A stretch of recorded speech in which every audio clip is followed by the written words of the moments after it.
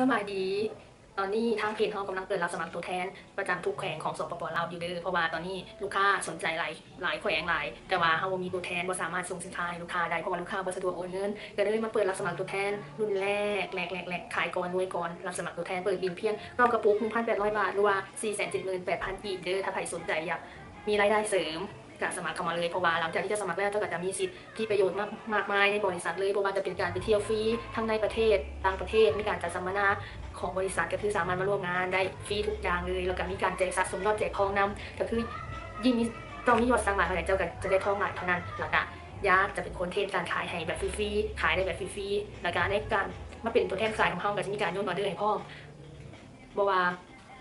เป็นออเดอร์จากเพจออเดอร์จากออเดอร์ลูกค้าออเดอร์ลูกตัวแทนก็คือจะมีการยื่นออเดอร์ให้แล้วก็มีกลุ่มตัวแทนให้มีกลุ่มตัวแทนกลุ่มรีวิวให้บ่ต้องห่วงว่าจะโพสต์ขายจังใดบ่มีรีวิวให้โพสต์ขายบ่ต้องห่วงเด้อเจ้าสามารถสมัครมาได้เลยเพราะว่าย่าจะพร้อมที่จะสอนแล้วก็